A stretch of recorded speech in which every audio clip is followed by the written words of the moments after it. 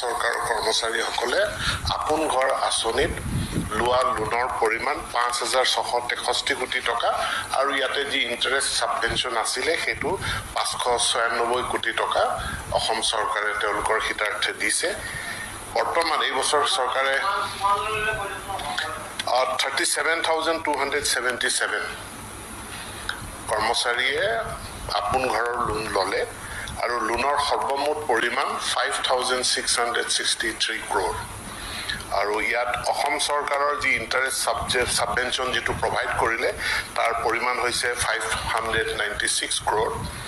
এইবাৰ লোনৰ যিটো থ্ৰেছহল্ড 15 লাখ আছিল তাক বঢ়াই আজি কেবিনেটে 30 লাখ কৰিছে আৰু ইণ্টাৰেষ্ট ছাবভেনশ্যন 20 বছৰৰ কাৰণে 1%, 30 লাখ টকাৰ তেওঁলোকে লোন বেংকৰ পৰা ল'ব পাৰিব আৰু ইয়াত 1% ইণ্টাৰেষ্ট ছাবভেনশ্যন অসম চৰকাৰে প্ৰভাইড কৰিব। যিসকল অসম চৰকাৰৰ কৰ্মচাৰী মহিলা কৰ্মচাৰী হয় তেওঁলোকে যদি এটা সন্তান থাকে আৰু এবছৰতকৈ কম বয়সৰ কোনো সন্তান তেওঁলোকে যদি এডপ্ট কৰে তেনেহ'লে এটা এডপশ্যনৰ কাৰণে এডপশ্যন কেয়াৰ লিভ এটা তেওঁলোকে লাভ কৰিব, সেইটো 180 দিনৰ।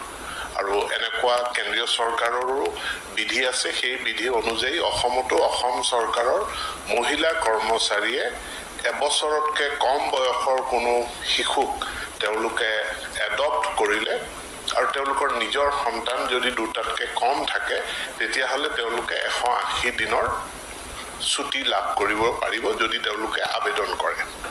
কণ্ট্ৰেকচুৱেলত 131 গৰাকী কণ্ট্ৰেকচুৱেল কৰ্মচাৰী আছিল এগ্ৰিকালচাৰেল মাৰ্কেটিং বৰ্ডত।